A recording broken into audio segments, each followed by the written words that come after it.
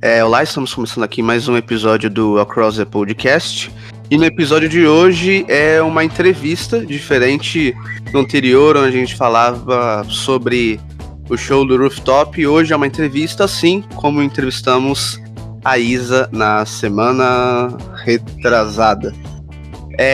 E hoje falaremos com a Yang, fã de Beatles. Ela tem um perfil no TikTok, no Twitter, que é um perfil muito bom, inclusive. E ela é muito fã da banda. Acho que ela é bem conhecida ali entre os fãs de Beatles, inclusive do Twitter, já que, pelo menos na minha timeline, ela é bem presente. Então, hoje estamos aqui com a Yang. Pode se apresentar. Olá! Como ele disse, meu nome é Yang e assim, eu também tenho uma conta no TikTok de Beatles, eu não sou tão ativa lá quanto eu sou no Twitter, mas eu já sou fã de Beatles há um tempinho e eu gosto muito de desenhar eles. Os seus desenhos é uma coisa que eu vou falar ao longo do episódio, que é algo que eu gosto bastante e eu teria algumas dúvidas, mas eu vou falar ao longo do tempo para a conversa ir fluindo. Ok. Assim como eu perguntei pra Isa, eu vou perguntar em qualquer outro episódio que é importante que as pessoas saibam, como você conheceu a banda, em qual momento você conheceu? Cara, assim, eu não tenho uma história super empolgante, animada, de tipo, sei lá, o meu tio-avô, ele tinha um vinil de Let It Be, ele me deu pra escutar, sabe? Só que eu conheci os Beatles porque eu era muito fã de Queen, e eu tinha conhecido Queen pelo vídeo do Felipe Castanhari, do Nostalgia. E aí, apareceu no meu YouTube o vídeo de Beatles. Eu falei, por que não? E assim eu conheci os Beatles, pelo vídeo do Felipe Castanhari, em 2018 ou no início de 2019. Tanto que acho que amanhã eu vou ter absoluta certeza que eu já sou fã de Beatles há 5 anos. Então, tem mais uma pessoa que, assim, foi influenciada por Felipe Castanhari, né? Teve eu que falei no último episódio, teve alguém no YouTube que comentou também. Então tem uma grande geração aí que foi influenciada por ele. E também outra pessoa que gostava de Queen antes e gostou depois. A Isa também, eu também comentei. Então acho que Queen acaba levando as pessoas aos Beatles. Pelo menos a gente tá até o presente momento com 100% aí de aproveitamento. Sim, até porque naquela época, né, tinha o filme Bohemian Rhapsody, então tinha muito fã de Queen. Sim. Assim, muitos fãs de Queen já eram fã de Beatles, então foi, sabe, um pro lado, o outro pro outro, enfim. Os filmes, eles acho que influenciam bastante uma nova geração a ver uma banda, um artista. Tem que ter um filme assim de Beatles novo pra influenciar aí, acho que mais gente deveria ter. Vai ter um do Brian Epstein, né, então. Então. Eles disseram que vai ter um do Brian Epstein, engavetaram o projeto, tem uma sessão de fotos só do filme, mas assim, eu queria muito que tivesse, inclusive, para as pessoas conhecerem mais um pouco sobre o Brian Epstein. Mas um filme de Beatles eu acho muito complicado. Seria muito legal se tivesse alguma coisa tipo Rocketman, porque foi um filme onde eu conheci o Elton John, por exemplo, que é o meu artista favorito, assim, solo é o meu artista favorito. Ele é muito fantástico e o filme dele é referência, assim, quando se trata de cinematografia. Eu gostaria muito que tivesse um desses dos Beatles, mas é muito difícil retratar a banda inteira e contar tudo o que aconteceu naqueles 7 anos, sabe? É bem difícil porque tem cinebiografia que pula um pouco. Vamos pular esse período, pular esse álbum. Nos Beatles não dá, né? Porque cada álbum tem um período muito importante. Tanto que cada cinebiografia dos Beatles conta um período específico da banda. Não existe alguma cinebiografia, eu acho, né? Não lembro, pelo menos eu não assisti, que conte todo o período da banda. É sempre, vamos retratar os early Beatles, vamos retratar a adolescência do John Lennon, vamos retratar aquele encontro do John e do Paul, sabe? Mas não tem uma que vá todos, assim. Só tem o Anthology, né? Mas é um documentário, então não conta, assim. E ele é um ótimo exemplo do que é isso, porque, tipo, só dá pra contar a história dos Beatles se você tiver diversos episódios e que cada um conte a história daquele período, sabe? Sim, acho que se tivesse, teria que ser um filme muito longo, tipo os filmes do Scorsese, de 3 horas, ou algum tipo de minissérie, alguma coisa, pra que cada episódio fale ali um período. Exatamente. E quando você começou a ouvir a banda, você já logo se tornou fã ou foi ao longo do tempo que você começou a gostar, ou no início você não gostou muito, ou teve Então, algum período que você gostou mais? cara, assim, como eu disse, o vídeo do Felipe Castanhari foi a porta se abriu pro meu mundo de Beatles. Que, tipo assim, eu escutava a música que estava tocando no vídeo e eu já colocava direto na minha playlist. Isso foi com todas as músicas. Então, meio que, sabe, acabou acontecendo, assim, muito naturalmente. De eu já colocar play na minha playlist do Spotify e tá ali tocando a música e tal. Mas como os fãs de Queen falavam muito sobre Beatles, então eu já tinha essa base, sabe? Então não foi difícil entrar naquele mundo bitomaníaco, porque eu já sabia de muita coisa da banda. Que até pelo fato de ser Beatles, acho que todo mundo já tem ali uma base com a banda, né? Tanto pela influência deles e eles próprios. Tipo, a primeira música que a gente escuta dos Beatles na vida não dá pra saber, porque são, tipo... a gente escuta, sei lá, quando é neném, pequenininho. Então você não tem nenhuma que você lembre de, essa foi a primeira, ou teve alguma que, essa foi a que me marcou no início? Cara, pior que não. Porque eu, assim, é claro que eu tenho lembranças de ter escutado músicas dos Beatles em filmes como o do B-Movie, que toca Here Comes the Sun, mas não lembro, assim, de ter sido, nossa, minha primeira memória com música dos Beatles foi essa daqui, não foi. Eu tenho só uma que foi a minha primeira favorita deles, que foi Eleanor Rigby, que eu viciei nessa música e ficava escutando todos os dias, praticamente.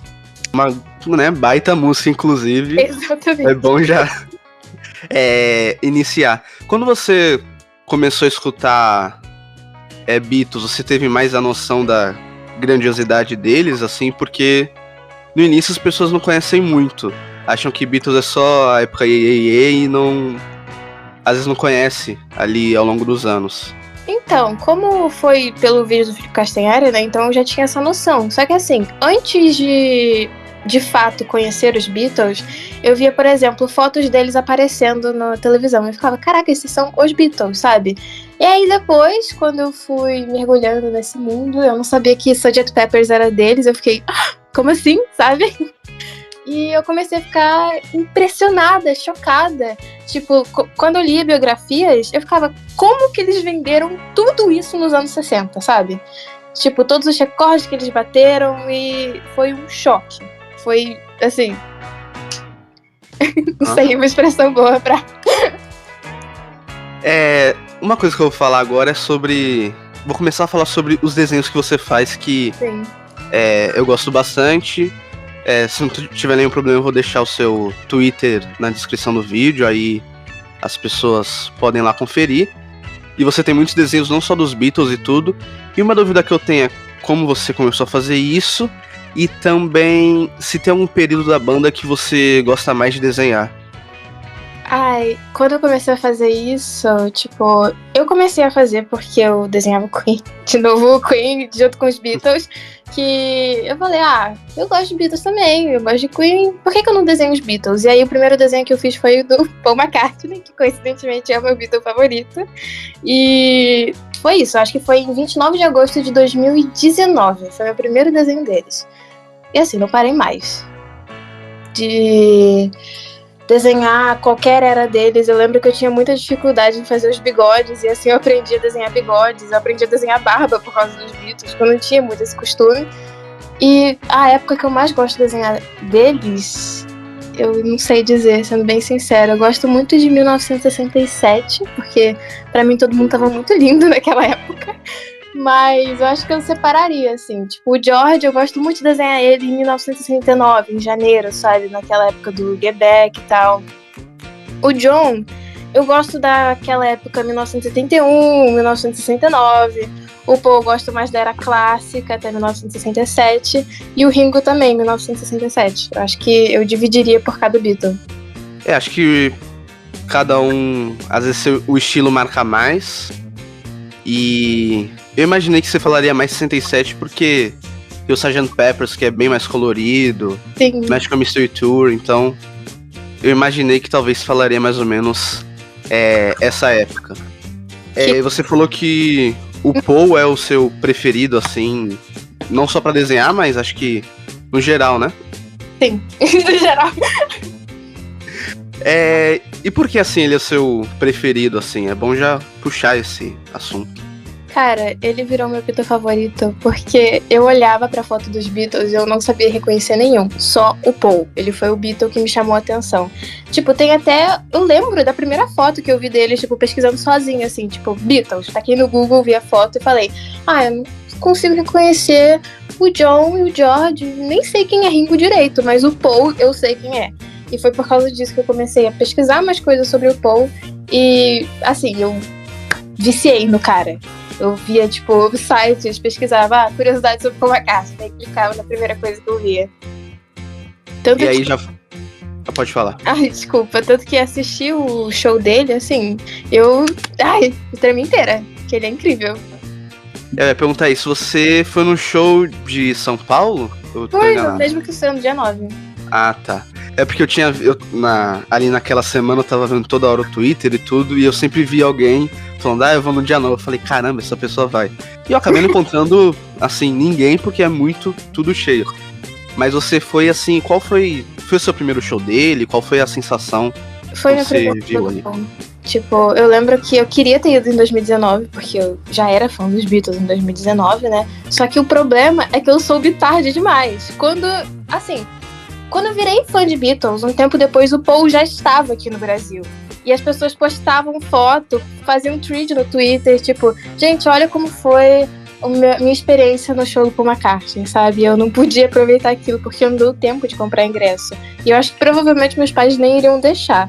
Só que, como dessa vez eles já sabiam que eu sou louca pelos Beatles, então eles falaram, ok, esse aqui vai ser seu presente de aniversário, que coincidentemente caiu, né, no dia 9 de dezembro, meu aniversário é dia 8 de dezembro. Eu fiquei muito feliz. É um baita presente, né? Ver o Paul McCartney ao vivo. Você tava próxima, né, ali ao palco. Tava, eu acho que umas 3 pessoas à frente de mim já era grade. Qual foi a sensação ali quando você viu ele entrando e bem próximo de ti? Eu fiquei tipo, cara, ele é real, sabe? Na fila eu já ficava, tipo, falando com a minha amiga Ana, que tava junto comigo. Tipo, eu não acredito que eu vou finalmente ver ele com os meus olhos, sabe? Porque é muito inacreditável você estar junto com uma pessoa que você acompanha, que você vê documentário, que você lê livro na sua frente, sabe? É muito incrível isso. E, tipo, tá tão perto dele foi muito bom, porque ele escutava os meus gritos. Inclusive, teve uma vez que eu gritei assim, ele se assustou. E aí a minha amiga ficou tipo, meu Deus, ele escutou. E aí ele escutou. E aí a gente gritou mais algumas coisas. E no final eu gritei que ele era o amor da minha vida. E ele falou, thank you. Aquilo foi o ápice do meu show. Ele te respondeu, ele sabe da existência da sua voz, pelo menos. Ele conhece a minha voz, cara. Você falou isso de ali ver uma pessoa que você acompanha, sei lá, em documentário, em show ali de vídeo e tudo. Eu tenho algo parecido e talvez você deve ter, que depois do show, qualquer imagem que você vê do Paul McCartney, período dos Beatles e tudo, você fala assim, caramba, eu vi esse cara ao vivo. Você vê uma foto dele e fala, eu vi esse cara. É como se fosse, tipo, virar quase um amigo. Você fala, não, eu conheço ele. E você só viu ali uma distância, né? Quando eu assisti o Get Back, depois que eu vi o show, eu fiquei, cara, não é possível, tipo, eu não acredito que esse cara que tá cantando Get Back aqui, que criou o Get Back nesse momento, ele cantou no show que eu tava, sabe? O momento que ele canta Get Back foi muito bom, mas quando ele canta I've Got a Feeling e depois aparece o John Lennon, eu já sabia que ele ia aparecer, mas esse momento é emocionante. Eu chorei muito, o show inteiro, assim, e o mais engraçado é que foi, eu considero esse o melhor dia da minha vida, e, tipo, quando eu cheguei no hotel, eu ainda tinha lembranças e tal, que eu ficava vendo os vídeos que eu gravei. Eu acho que eu devo ter gravado uns 100 vídeos, assim, de 10 segundos só pra mostrar o refrão da música e depois ver de novo. E quando passou um tempo, eu fui tentar relembrar, assim, o que aconteceu no show. E grande parte das coisas eu tinha esquecido. Por exemplo, a gente tem alguns grupos, né, com os fãs que assistiram ele em São Paulo. Não sei se você participou de algum grupo no WhatsApp. E, tipo, as pessoas perguntaram, gente, cadê a gravação de Obladi Oblada desse dia? E eu fiquei, tipo, ele cantou Obladi Oblada como se não fosse um dos maiores momentos do show, sabe? Depois que você vê, acho que o show você fica tão alegre que ao longo do tempo você vai esquecendo algumas coisas. Então. Alguns momentos. Me acho que é explica, normal isso. Então, depois me explicaram que, tipo, o nosso corpo, ele meio que recebe essas coisas muito intensas como se fosse um trauma. E aí ele esquece. Ou seja, o meu cérebro, ele leu metade do show do Paul McCartney como se fosse um trauma e eu esqueci.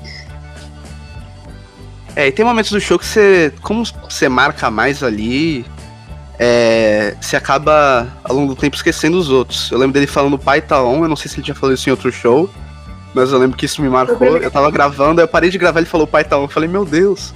Aí ele riu um pouquinho, porque todo mundo ficou, Aí eu lembro disso, mas tem coisa que eu também não lembro, e acho que é normal. Sim. Inclusive, esse Pai Tá On foi a primeira vez que ele disse num show, assim. Foi no nosso, cara. O dia 9 foi muito incrível. Tipo, eu vi o pessoal que foi em todos os shows dessa turnê e disse que esse foi o favorito deles. Assim, nenhum outro show ele cantou Give Peace a Chance. Então eu acho que sim, foi o melhor. Esse momento eu falei no outro episódio, mas eu vou falar de novo porque, assim, foi tão incrível, porque a minha sensação era que, não só eu, né, mas todo mundo estava cantando com ele. Porque foi a plateia que puxou. E ele ouviu e começou a cantar. E nos outros shows, acho que até no Maracanã também puxaram, mas ele ou ele não ouviu, ou ele só ignorou. Falou, segue o roteiro. Sim, mas no nosso ele cantou. Deu uma dó deles, tá? Que começaram a cantar e eu fiquei, meu Deus. E qual foi o momento, assim, mais que você gostou do show? Ou pode ser, sei lá, um top 5, top 10? Porque deve ter muitos momentos ali. Cara, eu não sei, eu estaria todos, assim, mentira. Mas acho que... não sei. O momento que eu pisei no estádio, pra mim, foi maluco, assim. Eu senti aquela energia, sabe? Porque eu acho que eles colocam uma música de fundo, parecia que eu tava entrando num filme, entendeu? Foi assim, de arrepiar tudo, sabe? A minha amiga tava chorando do meu lado, eu sentei ali e foi o momento que eu falei, ok, eu vou vê-lo, eu vou ver ele. Mas também outros momentos, como quando ele começou a cantar Mr. Kite, porque eu sei que muita gente não gosta dessa música na setlist, só que como eu tava de Sgt. Peppers, aquilo foi fantástico pra mim. E também Hey Jude, né? Mas eu acho que isso é pra qualquer um. Hey Jude O show inteiro eu não chorei tanto, e aí começou a tocar Hey Jude, e eu gosto muito, mas não é minha música preferida. Sim. Mas quando todo mundo começou a cantar junto, aí foi o momento que eu chorei. Eu fiquei, eu levanto da plaquinha, depois eu voltei com a plaquinha toda molhada de lágrimas, mas ainda guardei ela, e ela tava aqui comigo. Essas plaquinhas eu vou te contar, tá? Porque assim, eu tava no show, né? Fui no banheiro com a minha amiga, que já é super arriscado o lugar que a gente tava. E quando a gente voltou, elas tinham sumido. Roubaram as nossas plaquinhas de nananá. Eu não acredito nisso. Caramba, roubaram? Roubaram. Caramba. Sim. É crime, hein, na bitomania. E aí a gente foi levantar e não tinha. Enfim, acho que outros momentos muito bons foram Here Today, que foi a primeira coisa que eu pensei. Quando eu comprei o ingresso, aí eu tava chorando muito quando eu comprei o ingresso. Porque, porra, eu ganhei de aniversário o show do Paul McCartney. E aí, ok. Aliviou um pouco, eu lembrei. Meu Deus, ele vai cantar Here Today no show que eu tô. E eu comecei a chorar de novo. Aí no show eu chorei 10 vezes mais. Cantando ali esse Blackbird também. Acho que em Blackbird ele já tava um pouco emocionado. Aí no Here Today ele ficou mais, porque até fazia 43 anos da morte do John Lennon um dia antes. Sim. Ia levantar a plaquinha, com certeza ele viu, porque ele deu uma olhadinha, tipo, obrigado. E aí depois ele cantou Give Peace a Chance. Então foi um combo ali de... Um combo de emoções dele. Essa música, ela... Às vezes eu escuto ela, tem momentos de felicidade que eu realmente gosto muito dela. Mas ver que o Paul McCartney, até hoje, se emociona cantando essa música, tipo, me quebrou, sabe? E é legal quando ele vai cantar, ele sempre... E ele fala em português, assim, ele fala essa música... É para o meu amigo John. No dia acho que ele falou parça. É pro meu parça John. Então dá. E aí ele começa a cantar ali no violão lá em cima. E aí todo mundo consegue ver ele independente do lugar que esteja. Sim. Então é ainda mais emocionante. Eu acho muito legal nos shows do Paul McCartney. De tipo, ele se importar em falar português o show inteiro. Eu lembro, na verdade, de pouquíssimos momentos onde ele fala inglês. Só que geralmente ele fala português o show inteiro. Fora as gírias locais que ele usa no show, sabe? É um negócio que te aproxima muito do público e você vê que ele se importa, sabe? Ele... Em São Paulo ele fala parça, mano. Sim. No Rio ele fala No Rio ele qual puxa. é, carioca. Ele discute assim. Eu tinha até implorado um pouco pro meu pai pra eu tentar ir no show do Maracanã, mas não aconteceu. Tipo assim, todo mundo tava colocando muita expectativa nesse show, como se fosse acontecer algo assim. Ah, o Ringo vai aparecer, entendeu? Não rolou. Isso do Ringo apareceu, eu acho assim, tragicômico, né? Porque eu tinha a impressão que ele não ia, mas eu tinha a sensação que poderia acontecer. E eu vendo na Disney Plus, não aconteceu em nenhum momento. Então, Mas todo fã, independente se não tivesse lá, tava torcendo pra que isso acontecesse. todo mundo falando, gente, vai ser pelo menos Back in Brasil, né? Não teve nem isso. É. Nem na Then e tal. Até depois do show, eu tinha perguntado pros Beatlemaníacos se ele tinha cantado Freeze a Bird ou Real Love em alguma das músicas, em alguns dos shows. E me disseram que ele nunca cantou. Então, assim, ele nunca vai cantar na Then. E é uma verdade que é difícil de engolir, sabe? Ele não cantou, mas acho que mesmo assim ficou bem marcante essa turnê dele que ele veio aqui pro Brasil. Não sei se é a última, porque todo show ele fala até a próxima. Então, ele pode voltar, se ele falou. Mas eu não sei se é a última ou não. Provavelmente não, assim, tipo, colocaram muita despedida, gente, com certeza despedida. Mas não passou essa vibe, sabe, de, eu vou me despedir aqui. Porque eu acho que ele teria dito isso. Porque o Paul McCartney é meio mercenário, assim. Se ele fizer uma turnê de despedida, ele vai anunciar que é uma turnê de despedida pra todo mundo comprar ingresso. Sim, ele tá saudável. Sim. Ele ainda consegue ficar bem ali no palco e tudo. Ele tem um carisma incrível, então, assim, acho que ele, até o último momento ali, ele vai continuar fazendo turnê. Talvez ao longo do tempo ele pode diminuir, fazer turnê na Europa só. Uhum. E aí não sei o que. Mas quando ele se aposentar, do jeito que ele vai fazer a turnê e vai ser a coisa. Tinha gente falando que ele ia se aposentar, o último show dele ia ser no Rio. Assim, ele adora o Rio de Janeiro, mas acho que o último show dele seria em Londres ou em Liverpool, algum lugar assim na Inglaterra. Eu não vejo muito sentido no show dele ser no Rio de Janeiro. Assim, eu sei que ele tem aquele recorde e tal, que é um lugar muito importante, mas ainda assim não é um lugar muito importante pra história do Paul McCartney no geral, sabe? Então não vejo nem sentido dele se aposentar aqui no Brasil.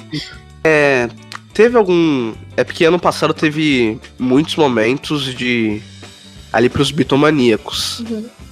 O mais importante pra você foi o show ou foi Now and Then? Ou se a gente pegar alguns anos antes, teve o Get Back também, 2021. Nesses últimos anos, qual foi o mais... Não sei se o mais importante, mas o que mais te marcou? Cara, eu acho que o show, óbvio, só que, tipo, nesses últimos anos, acho que foi... Essas coisas são muito marcantes, na verdade, é até difícil de falar. Mas o Get Back, ele veio num momento da minha vida muito bom, porque eu tava, assim, desde o final de 2021, todo mundo...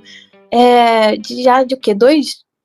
Quase 2 anos de pandemia, tava todo mundo arrasado. Eu tava muito mal naquela época. E, coincidentemente, eles lançaram o documentário nessa época. Eu falei, ok, esse aqui vai ser o meu entretenimento. E eu passava o dia inteiro assistindo esse documentário, assim como eu passava o dia inteiro dando play no White Album dos Beatles e do Let It Be, pra ver se as coisas se acalmavam um pouco. Então acho que seria isso, mas, tipo, ver uma música dos Beatles sendo lançada também é algo que eu vou guardar pro resto da minha vida, sabe? Que acho que vai ser comentado por todo mundo dessa geração de, não, eu vi um lançamento dos Beatles ali na minha época. Sim. Mas o Get Back também é assim, eu falei também no último episódio, ou é Now and Then ou é Get Back, por tudo que mudou, assim, na história dos Beatles. Now and Then por ser uma nova música e Get Back por mostrar ali uns bastidores que a gente já tinha um pouco, mas a gente não tinha nada comparado ao novo documentário. O Get Back, pra mim, ele é um negócio que, assim, ele foi muito divisor de águas na história dos Beatles, sabe? De, tipo, muitas das pessoas acreditavam que na época do Let It Be eles se matavam dentro do estúdio, sabe? Eles trocavam soco. Só que quando o Get Back veio, esses horizontes meio que mudaram. Tanto até a relação dos Beatlemaníacos com a Yoko Ono. Que muita gente tinha aquela visão de, tipo, ela acabou com os Beatles. Aí você vê no Get Back, não é bem assim. Ela só ficava quieta num canto. Quem levou ela foi o John Lennon. Aquele documentário, ele mostra muita coisa que muita gente não sabia. todo mundo achava que eles se odiavam, estavam um gritando com o outro, assim. Tem momentos ali de desconforto, tipo o George Harrison falando com o Paul McCartney. Nossa. Tem alguns momentos assim, mas grande parte eu acho que fiquei mais feliz do que mal vendo aquilo. Sim. O episódio 2, ele foi meio complicado, assim, porque você já começa com aquela paulada dos Beatles discutindo, o Paul McCartney chorando, e aí ele conversando com o John com aquele microfone no vaso de flor, e eles não sabiam que tava lá. Mas aí tudo se acalma com o Billy chegando, né? Que foi, nossa, um alívio total ali, o clima melhorou em 100 vezes, e foi muito divertido ver. Tanto que esse episódio foi até meio complicado pra assistir, porque ele tem 3 horas. E aí eu falei, porra, vou ter que pausar aqui, fazer uma outra coisa e voltar, porque senão eu vou ter uma overdose de Beatles. Todos os episódios são muito longos, mas pra quem é fã acaba vendo, não se incomodando tanto, mas acho que o episódio mais curto deve ter, sei lá, 2 horas e 20. Foi acho que é o último, assim. Rooftop tem 2 horas mas e 20. O resto é muito longo, mas acaba passando rápido. Sim. Inclusive, quando eles vão pro estúdio da Apple, acho que passa até mais tranquilo ali. Assim, eu queria muito as 60 horas, porque essas 7 horas e 53 minutos não é suficiente. Eu preciso de tudo que eles fizeram naquele momento, sabe? Eu acho que o último corte do Peter Jackson tinha sido, acho que 15 horas, 18 horas. Sim. Eu já aceitaria tranquilamente. Nossa, demais. Umas 7 horas a mais. Só que é Disney. Mas aí ele cortou e virou umas 7 horas e pouco. Então, eu acho que ele cortou até coisa que não precisava. Tipo, alguns diálogos, assim, que eu acharia bem legal que tivesse ali. Tipo, ele cortou as coisas que tinha no Let It Be. Eu queria ver as coisas do Let It Be em 4K. E eu achei isso meio ruim. Mas, tipo, como é Disney e tal, tem que ser mais comercial, né? Então, 15 horas já era um exagero. 8 até vai, entendeu? Não foi nem 8, né? Foi, tipo, 7 minutos a mais ia ser 8 horas, mas enfim. Mas acho que assim, futuramente, em algum momento, eles lançam. Daqui a 40 anos eles lançam alguma coisa sobre Get Back de novo. E 30 horas de documentário, não sei. Daqui a uns 10 anos, quando o Let It Be fizer. O quê? Ele vai fazer 60, né? 60 anos? Quando o Let It Be fizer 60 anos, eu acho que eles lançam o Get Back parte 2 com coisa cortada, sabe? Ou até aproveitar, sei lá, um centenário dos Beatles, alguma coisa assim. Talvez. Mas aí seria, acho que 10 mil lançamentos. Nossa, que teria muita coisa. Teria coisa demais, assim. E se já tem agora, né? Tipo, o John Lennon, ele vai lançar um Mind Games daqui a pouco. Tipo, vai ter lançamento dos Beatles ainda, entendeu? Sempre tem, o Paul McCartney sempre lança ali uns boxes de álbum dele, da carreira solo. Ele também tá lançando muito livro. Que também é algo muito marcante nos últimos anos. Pô, eu tô com saudade de música dele, sendo bem sincera. Eu acompanhei o lançamento do McCartney 3, foi o primeiro, tipo, lançamento que eu acompanhei na íntegra. Eu ficava com 3 abas abertas no meu computador, assistindo todas as entrevistas que ele dava naquele dia. Tanto que eu cheguei a ser quase expulsa de um grupo de bitomaníacos, porque eu tava surtando muito com o álbum, e eles acharam meio ruim, quase me tiraram dali. E faz o quê? 3 anos que ele lançou esse álbum, já tá na hora, né? Esse álbum eu tinha já visto do Egypt Station antes, mas eu ainda era mais criança, então eu não foquei tanto. Mas o McCartney 3, até por eu estar ali na pandemia, foi em 2020, né, que lançou, eu acho. Uhum.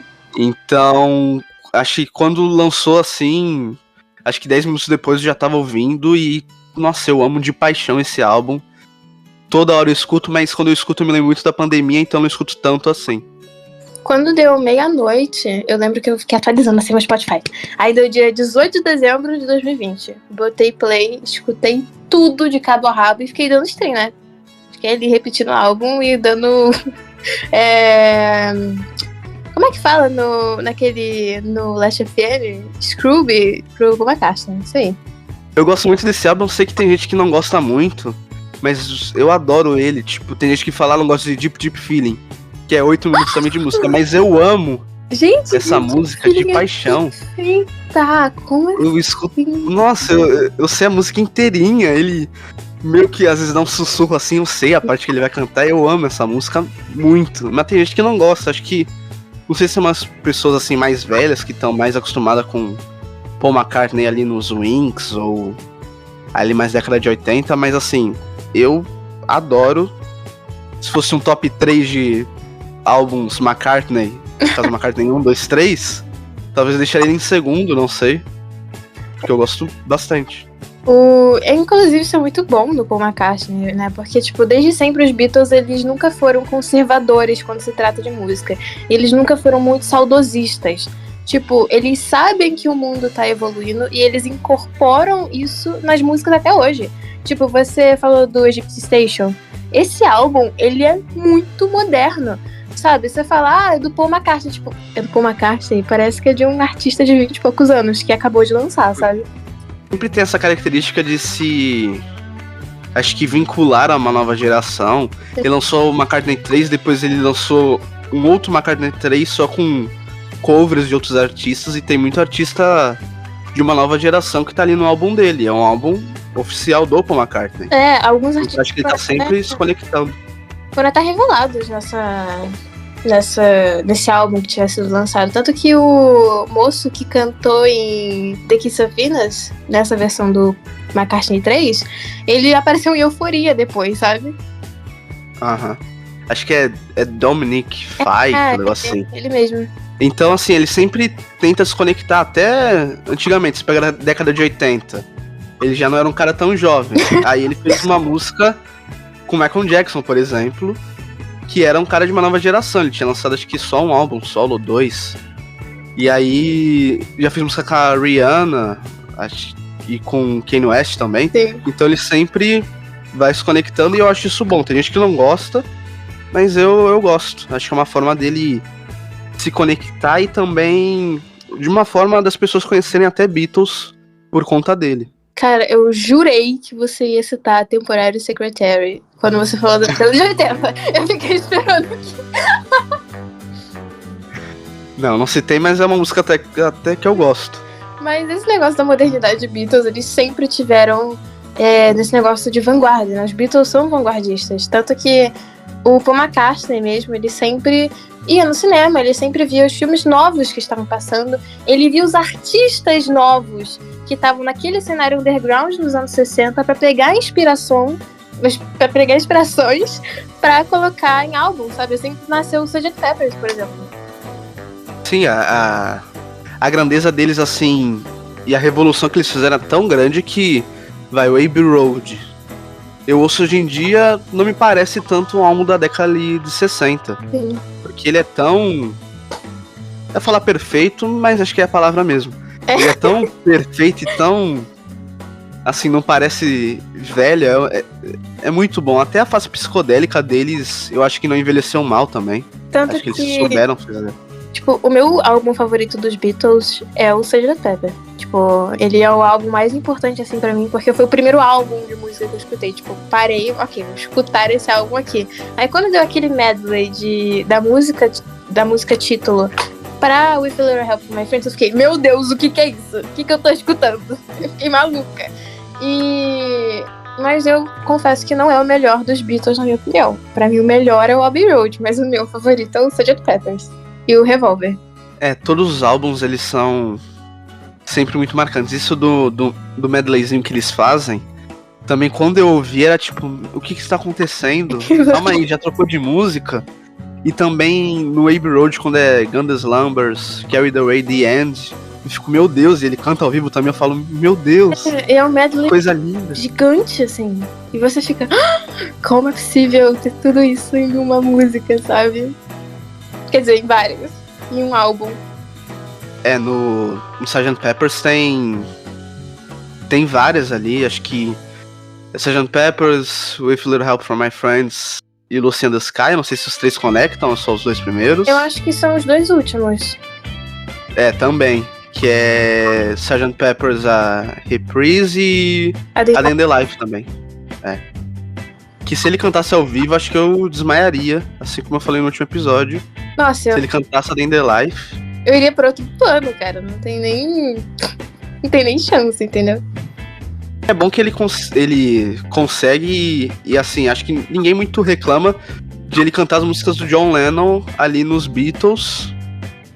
E obviamente ele faz muito bem porque ele é o Paul McCartney, mas assim, você às vezes até esquece que é do John Lennon nos Beatles. Você fala, é verdade, é do John. Aí você tá ouvindo no show e é o Paul McCartney cantando, tipo a Hard Day's Night. Sim. É porque eles se completavam muito bem, né? Tipo, eu geralmente sempre falo que a minha carreira solo favorita dos Beatles é a do John. Mas a melhor é a do George. Porque, assim, eu tenho que confessar, John e Paul separados em carreira solo não funcionam muito bem. Do tipo, o John, ele era, de certa forma, às vezes até meio desleixado com as músicas dele. Ele tinha um lírico muito bom. Ele escrevia muito bem. E o Paul, ele tocava instrumentos e a melodia era forte demais. E ele era extremamente perfeccionista. Então os dois juntos era coisa de louco, sabe? Assim, a carreira dele solo, eu gosto de muitas coisas. Assim como a gente já falou do Paul e tudo, do John também. Mas os dois juntos, assim, era uma dupla... Era meio que almas gêmeas ali, porque... Eles sozinhos eram bons, mas eles juntos era espetacular.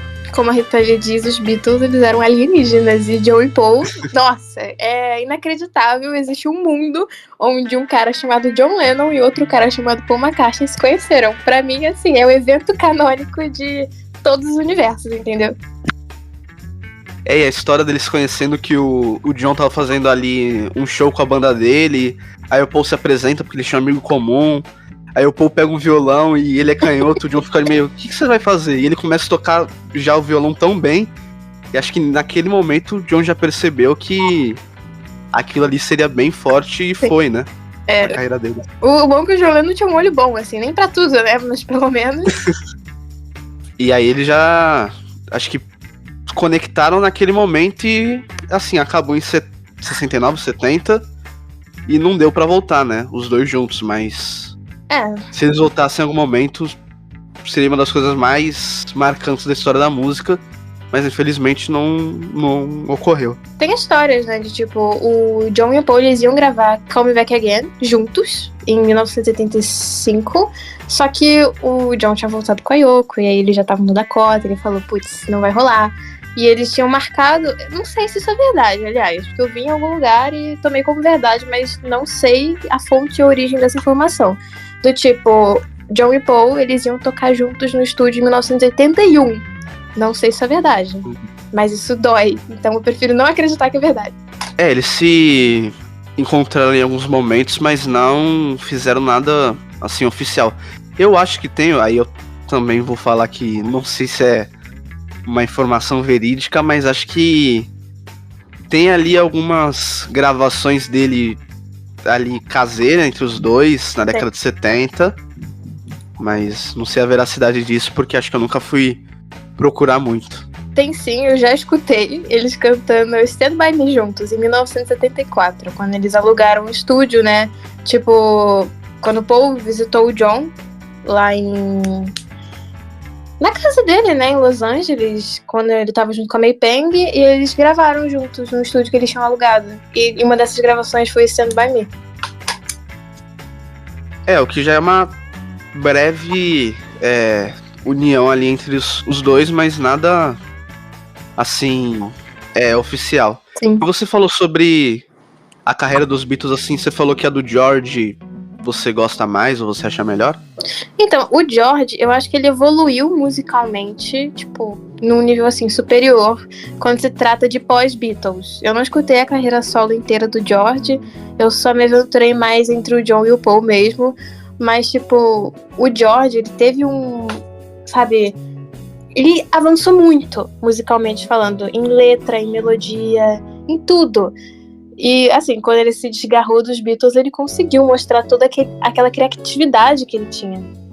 Eu acho que ele foi o que mais evoluiu, se a gente pegar ali de 62 até o finalzinho, e ele continuou isso ali na carreira solo, pelo menos no início, que é até onde eu sei mais, eu vou parar pra ouvir depois a discografia dele, mas ali All Things Must Pass, que é o álbum dele pós-Beatles, pra muitos é o melhor de carreira solo entre os 4 membros da banda. Então, tanto que ele meteu um álbum triplo, né? Não é pouca coisa, assim. Ele tinha muita música guardada que ele queria mostrar.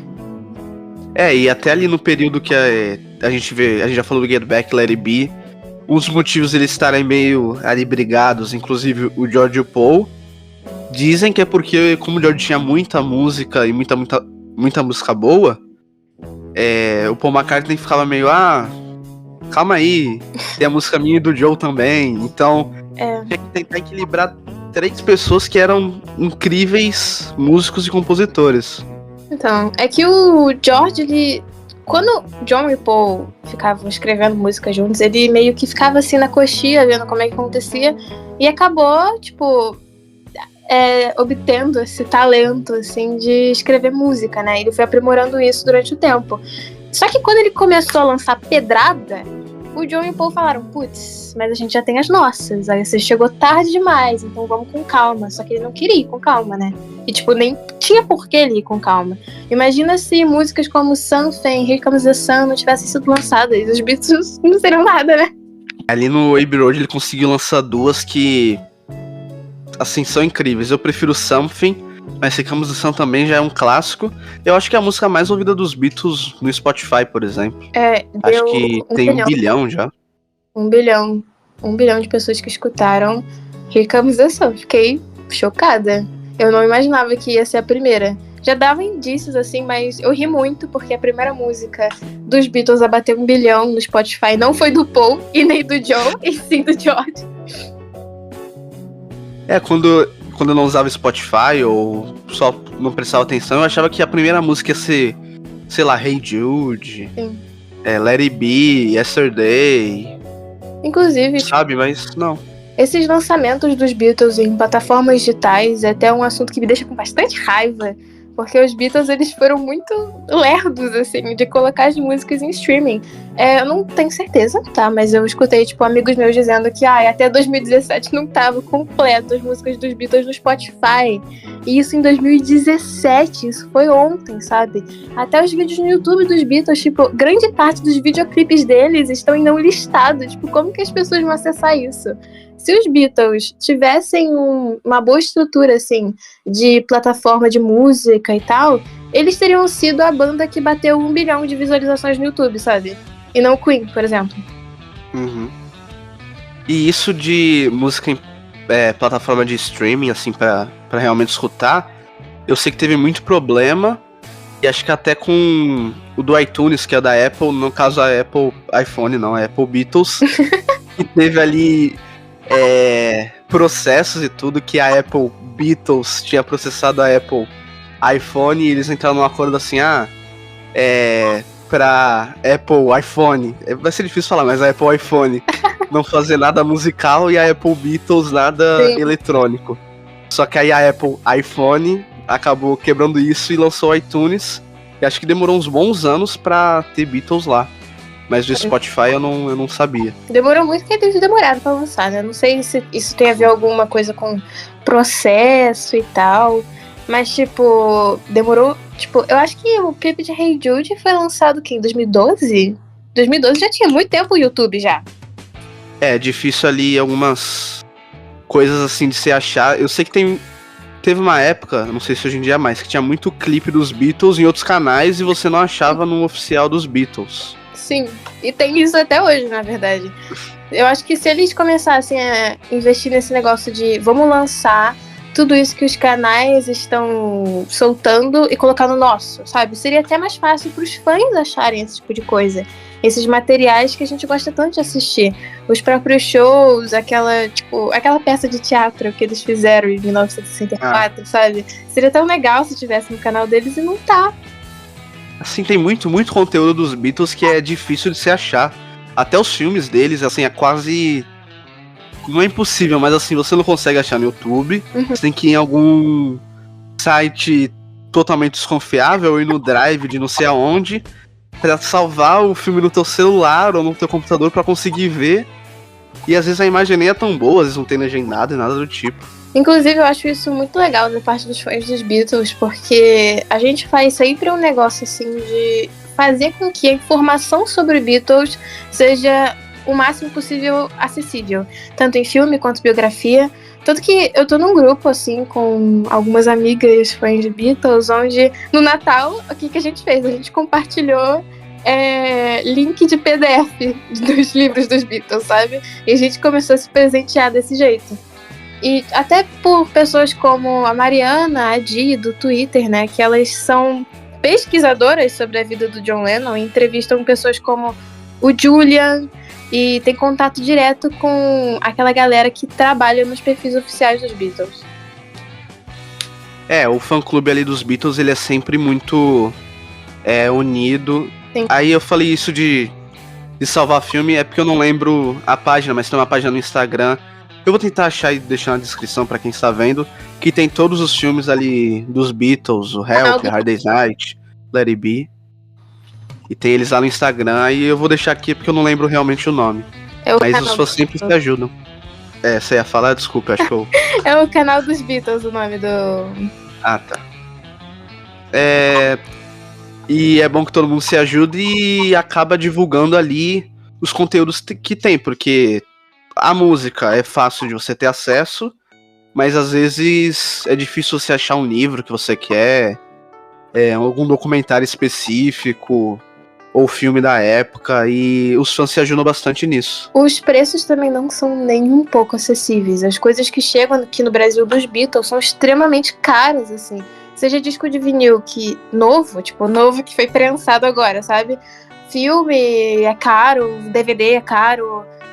Eu fui comprar um livro do Paul, fui olhar assim o preço, Many Years From Now, e R$220. Ok, que eu vou comprar um livro de R$220.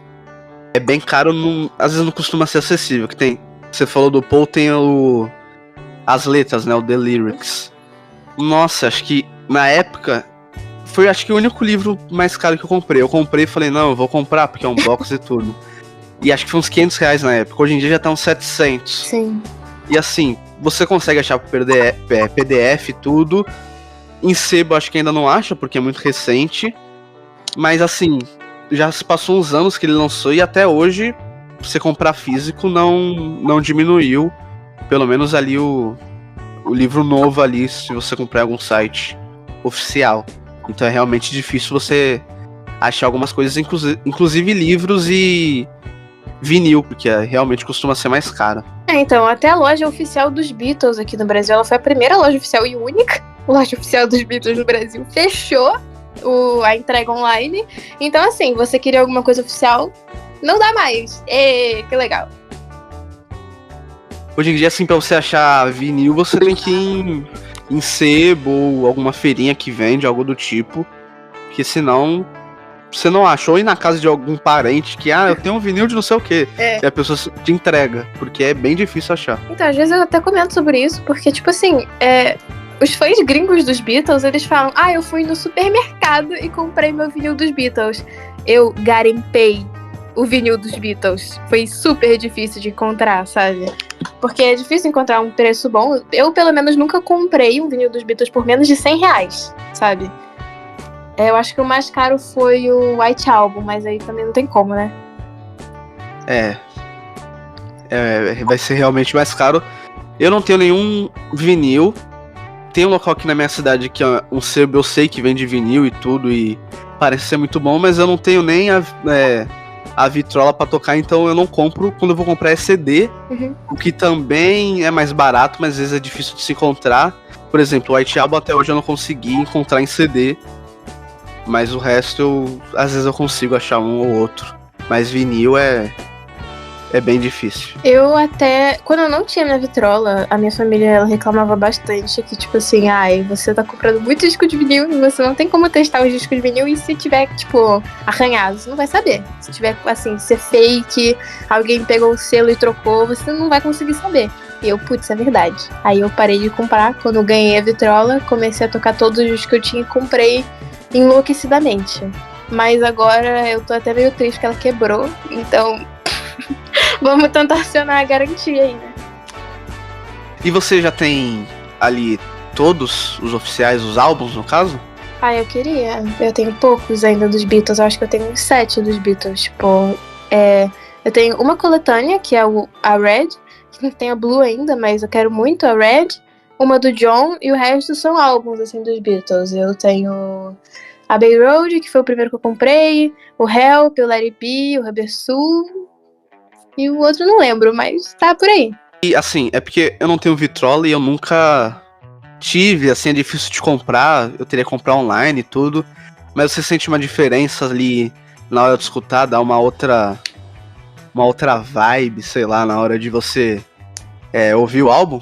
Dá muita diferença. Quando eu escutei o Abbey Road pela primeira vez na Vitrola, quando deu o medley, eu tipo assim, eu parei tudo que eu tava fazendo, eu tava assim, mexendo no celular e tal, eu deixei ele num canto e eu prestei só atenção naquilo, porque eu não dava pra acreditar no que os meus ouvidos estavam escutando, sabe? É muito gostoso escutar música na Vitrola, porque assim, é um som tecnicamente ruim pelos aparelhos de som que a gente tem hoje em dia, mas não deixa de ser uma forma particular, assim, de escutar música, sabe? Porque todo vinil meio que soa diferente, até pelas partículas de poeira que se encontram na superfície, sabe? Eles são diferentes cada um. Eu nunca tive, mas acho que a sensação é diferente. E a sensação deve ser mais próxima de alguém que ouvia na época, porque não tinha Spotify, não tinha CD, não tinha nada. Então acho que até se conecta mais ali com o álbum dos Beatles, ali pelo vinil. Sim, quando eu escutei o White Album pela primeira vez na Vitrola e tocou Helter Skelter, eu fiquei, meu Deus, como que eles colocaram isso no disco de vinil? Imagina as pessoas em 1968 escutando isso pela primeira vez, sabe? Eles conseguiam fazer, acho que muita coisa no vinil, que na época poucos conseguiam pensar, assim, ou por a música ser mais longa, ou tem os medleys que a gente já falou, tipo Sgt. Pepper's, With a Little Help from My Friends, ou do Abbey Road, tem a Day in the Life também ali. Então tem muita música que é difícil, que eu não sei como eles conseguiam colocar no vinil, eu não sei como eles também conseguiam fazer, né? Sim. Porque tem muita música que é orquestra e, sabe, é muita coisa muito elaborada, que aí tem os Beatles e tem a ajuda do George Martin também. O George Martin, ele é um monstro, assim. Eu li o livro que ele escutou sobre os Beatles. Que ele escreveu sobre os Beatles.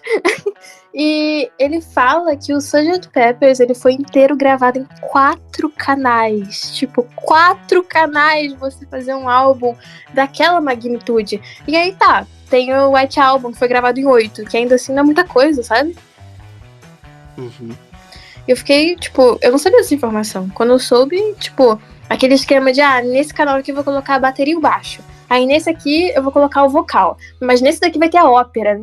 Sabe, é uma maracutaia, uma gambiarra que eles faziam. E é muito legal saber dessas coisas. E eles tinham que, às vezes, unir, porque, obviamente, vai ter mais ali de 4... Não de 4 faixas, mas vários instrumentos que não vai dar pra 4 canais. Então eles tinham que unir muita coisa. Uhum. E assim, hoje em dia, qualquer editor, qualquer coisa, você consegue ter mais de 4 canais. E assim, eu nunca conseguiria fazer um Sgt. Pepper ou qualquer outra música dos Beatles, eu tendo, sei lá, 40 canais em qualquer editor de vídeo aí. Sim, hoje em dia eu tenho o quê? Alguns... Eu não sei se é infinito, né? Eu acho que não. Mas, tipo, de ser mais de 200.000 canais, tipo... Sabe? E ainda assim você não consegue atingir aquele nível, entende? Até, tipo, as coisas que aconteciam naquele álbum, aqueles overdubs que adicionavam, a voz do John, que ele gostava muito de mudar, né? E o George Martin, ele fazia ali uns esquemas pra deixar a voz do jeito que o John queria. Tipo, como que eles faziam isso com tão poucos, entre aspas, recursos? Era muito pouco recurso.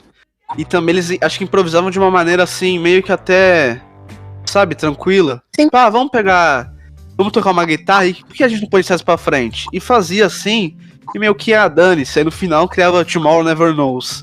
Eles só estavam meio que, improvisando no estúdio. E aí do nada eles criavam um clássico, ou clássicos, né? Sim.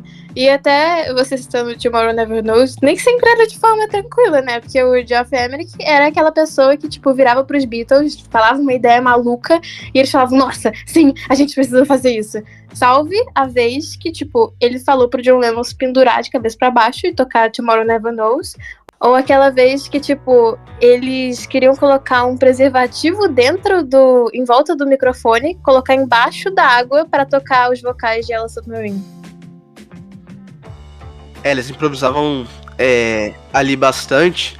E tem um documentário, a gente já falou alguns aqui, mas tem um que eu esqueci de falar, eu acho que eu não falei no outro episódio também, mas é o McCartney 321. Ai, eu adoro. Nesse ele fala muito ali das gravações do estúdio, não só dos Beatles, mas da carreira solo. E assim, é espetacular esse documentário. Sim. Acho que é um dos melhores que eu já vi ali sobre Beatles. Cara, o meu favorito é definitivamente o Anthology. Tipo, eu não citaria o Get Back, porque eu não sei se ele faz parte, sim, da gama de documentários dos Beatles, mas como ele era o Let It Be, às vezes eu acabo não considerando.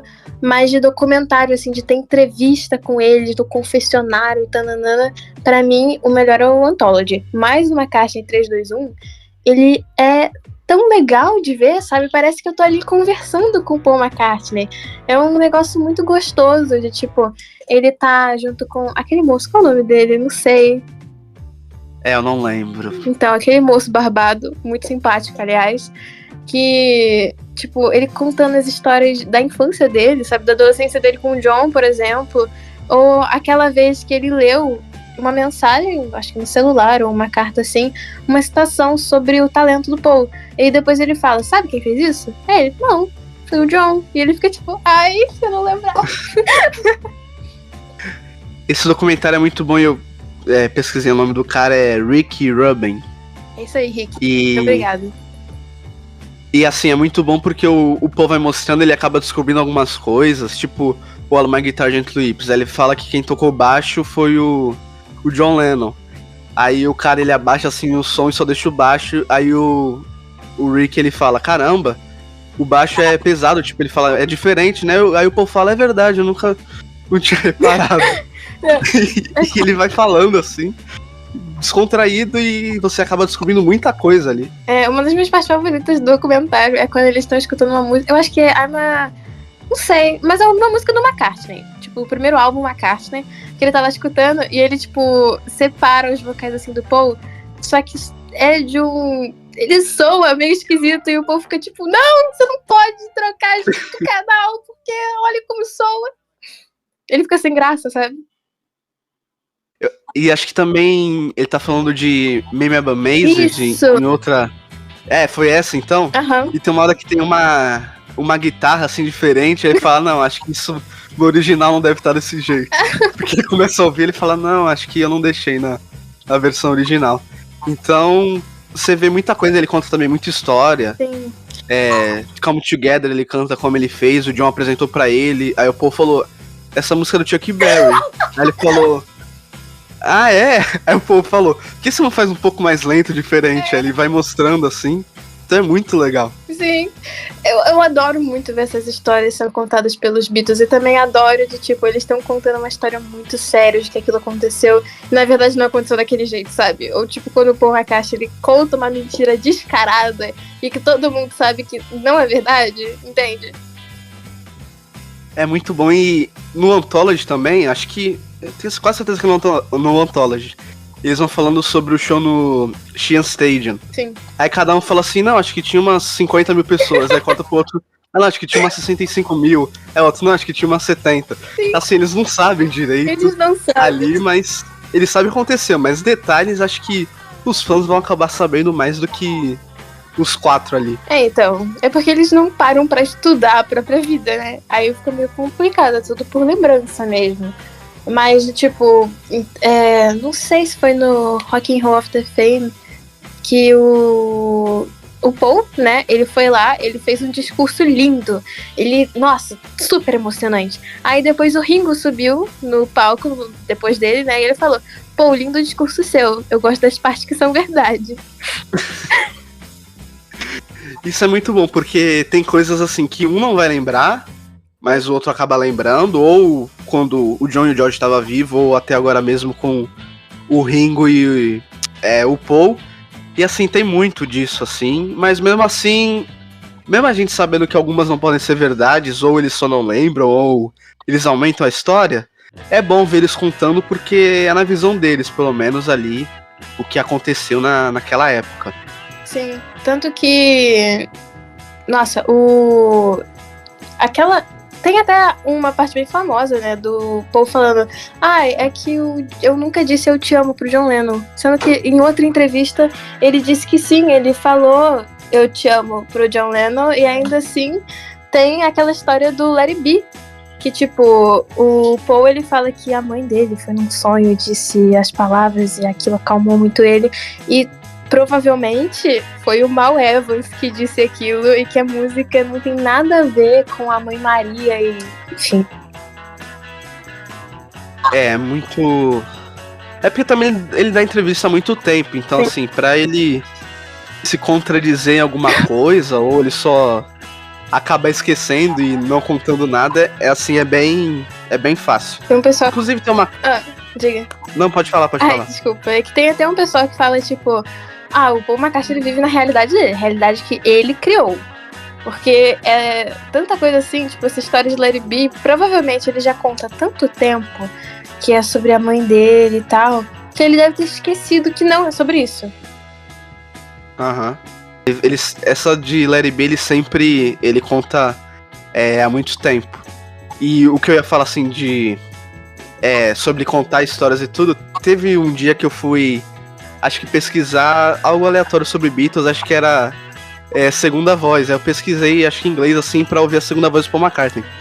E aí eu entrei num canal no YouTube que fala que o Paul McCartney morreu. E assim, é um canal que ele tem muita convicção de que o Paul foi substituído.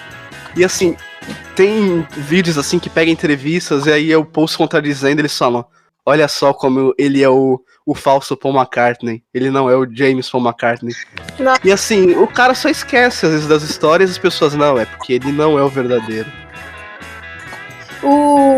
Cara, eu acho essas histórias tão malucas. Tipo, uma vez eu tava em um curso de desenho, que eu dava aula, e um cara, ele virou pra mim e ele disse com a maior convicção do mundo: eu acredito que o Paul McCartney morreu e foi substituído.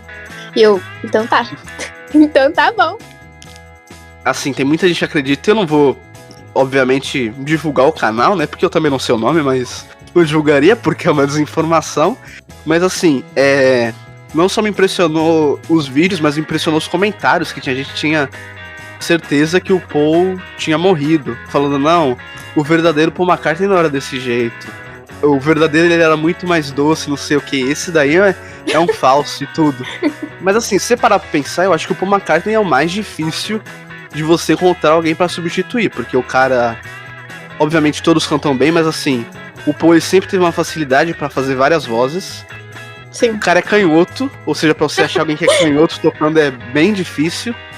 E tirando o fato que vamos dizer assim, que o substituto, né, que seria o Billy X, algumas pessoas falam, ele simplesmente teve a ideia de Sgt. Pepper, ou seja, meu Deus, que belo substituto do Paul McCartney, se fosse. E, tipo, o que muito sustenta essa teoria dessas pessoas loucas que acreditam nisso é que, do nada, ele apareceu com a ideia revolucionária de Sgt. Peppers, como se não fosse uma coisa que estava sendo construída há um tempão já, sabe?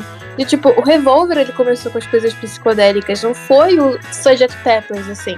O Sgt. Peppers é o primeiro álbum psicodélico, mas ele não foi o primeiro álbum que lançou uma música psicodélica na carreira dos Beatles. Era assim, era bem... Você vê, bem gradual, porque tem o Revolver, tem o Rubber Soul também, que tem ali algumas características assim, aí tem o Sgt. Peppers, então, que assim, é bem revolucionário, assim, se você comparar com os dois, mas assim, é uma escadinha, assim, é bem gradual ali. Sim. Entre esses álbuns. Tanto que o Sgt. Peppers ele ficou na lista dos 200 melhores álbuns da Rolling Stone durante um tempão. Foi durante um tempão. Eu lembro do dia que ele caiu nessa posição. Que eu tava assim na internet, aí do nada apareceu uma notícia assim: Sgt. Pepper's Lonely Hearts Club Band cai de primeiro lugar na lista dos 200 maiores discos de todos os tempos. Eu fiquei, ai meu Deus. Tem lista que... Lista em geral, assim, algumas eu às vezes não costumo ver ou não gostar muito, porque tem coisa que eu não entendo. Tipo, tem uma lista que fala, pegar exemplo de álbum, os 100 melhores álbuns, 200 melhores álbuns. Sei lá, tem Sgt. Peppers, aí tem algum outro álbum, pode ser dos Beatles ou de qualquer outra banda. Aí você vai ver uma lista sei lá, alguns anos depois, aí o álbum que tava em quinto, ele passa um álbum que estava em terceiro. Você fala, o que aconteceu pra esse álbum de foi lançado há 50 anos atrás superar um álbum que também foi lançado há 50 anos atrás? Então, muitas vezes até de contexto social e tal. Quando o Sgt. Pepper saiu da colocação que ele tava, colocaram um álbum de uma pessoa que ela falava, tipo, sobre o racismo, sobre pautas que hoje em dia são muito mais faladas, sabe? E aí ok, isso faz bastante sentido. E aí eu, tipo, meio que concordei com isso, sabe? Mas, acho que até um pouco os fãs dos Beatles demoram pra aceitar que, tipo, ok, daqui a algum tempo, mesmo que isso seja muito ruim da gente falar e doa bastante, talvez os Beatles não tenham mais esse calor que eles têm, sabe? Já não tem tanto quanto eram nos anos 60, mas daqui a pouco as pessoas não vão... Tipo, os Beatles vão ser que nem Mozart, Beethoven, sabe? Assim, ao longo do tempo acho que vai diminuir, ou não sei, porque, como a gente falou no início, assim, lança um filme sobre Beatles e aí eleva, assim, muito o número de fãs, ou não sei, assim. Mas em algum momento vai começar a não ser tão forte. Até no... Porque o estilo vai mudar muito, ou algo do tipo. Então, em algum momento, querendo ou não, eles vão ser ultrapassados por uma próxima vanguarda, sabe? Os Beatles até hoje, eles são a vanguarda que iniciou todo, junto com vários outros artistas, claro, esses artistas que surgiram depois dos anos 70 e que influenciaram os artistas até hoje em dia. Só que em algum momento vai chegar alguém com uma coisa revolucionária, que nem os Beatles foram, e meio que vão pegar, não vou dizer que vão pegar esse lugar, porque não tem como pegar o lugar dos Beatles na história, mas tipo, vão ser tão importantes quanto, sabe? E até em 2021, esse lance de filmes dos Beatles, tipo, acho que foram anunciados 3 filmes dos Beatles, e até agora não foi lançado nenhum. Sempre tem alguma coisa sobre lançamento que às vezes não acaba acontecendo. E isso, assim, da gente falar sobre ao longo do tempo a banda não tornar tão importante, não tão importante assim, mas tão reconhecida por uma nova geração, assim, eu acho comum, né, porque nem todo mundo vai querer ouvir uma música de 50 ou até 60 anos atrás, mas acho que sempre vai ter, na visão das pessoas, a importância que foi a banda. Sim. Tem gente que, assim, fala, nossa, quem são Beatles?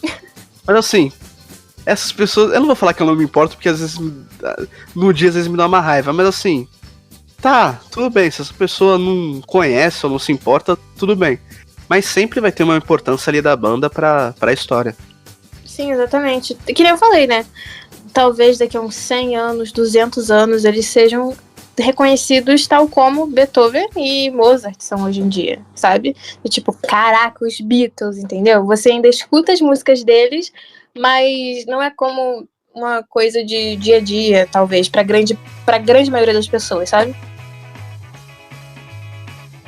Mas acho que é natural, assim, de qualquer banda. A gente vai ver artistas de hoje, daqui a 50 anos, quando a gente tiver mais velho, a gente pode virar fã, assim, gostar, e uma nova geração falar, nossa, não gosto, isso é muito antigo, não é o meu estilo. E é engraçado, porque esse tipo de coisa, às vezes, meio que, tipo, teve um revival, assim, meio de repente, dos anos 80, em 2020, sabe? Tipo, do nada as pessoas começaram a se interessar pelos anos 80. Tipo, não do nada, né? São coisas que vão caminhando aos poucos e, de repente, vira popular. Mas eu acho que isso, por exemplo, vai acontecer com os anos 60 daqui a uns 100 anos, sabe? As pessoas vão relembrar dos anos 60 e, nossa, Beatles, entendeu? Aconteceu bastante, vai ter o The Weeknd, que tem esse estilo. Sim. A Dua Lipa também um pouco. Tem alguns artistas dessa época, até um pouco antes ou depois, que carregam esse estilo nos 80. E acho que, assim, como você falou, vai acontecer de ter uma época ali, anos 60, se tornar um pouco da moda. Nem sei se vai demorar tanto tempo, assim, que tá tudo passando tão rápido, não só na música, mas em tecnologia, que do nada pode, daqui a 5 anos, ter uma banda que tem um estilo muito década de 60, e isso, consequentemente, aumentar a carreira de alguma banda, sendo Beatles ou não. Sim. Eu sou particularmente apaixonada pela década de 60. Ela é minha década favorita, por mais que eu não poderia viver nessa época, ela é minha década favorita. Eu me visto como nos anos 60, eu escuto as músicas dos anos 60, mas, tipo, ainda não sinto que teve um revival, tipo, gigantesco dessa época. Eu gostaria muito que acontecesse, pra todo mundo conhecer, mas, pelo visto, vai demorar um pouquinho pra, de fato, sabe, se realizar. Assim, ainda não aconteceu, mas acho que daqui a alguns anos pode acontecer. Década de 70 sempre foi uma época ali que sempre teve artistas nesse estilo. Década de 80 teve mais, assim como a gente falou nos últimos anos. Década de 60 talvez seja um pouco mais difícil, porque teve muito estilo em pouco tempo. Sim. Década de 60 teve estilo psicodélico, se a gente usar Beatles. Estilo psicodélico, o iê, sabe? Tem muito estilo em muito pouco tempo, ali em 10 anos. Então, é até legal você falar isso, porque a gente tava falando sobre os Beatles, eles talvez não serem daqui a pouco tão escutados como são hoje em dia, mas esquecíveis eles não vão ser nunca, sabe? Porque eles são o reflexo dos anos 60. Tudo que acontecia nos anos 60 acontecia na banda. Do tipo, teve essa transição, tipo, nos anos 1967, teve a primeira câmera fotográfica, né? Tipo, colorida do mundo. E aí eles podiam fazer filmes coloridos sem precisar retocar depois. E essa explosão de cores aconteceu. Tanto que a gente teve o Sgt. Pepper's e o Magical Mystery Tour, que são reflexos do movimento hippie que estava acontecendo. Por quê? Por causa da Guerra do Vietnã.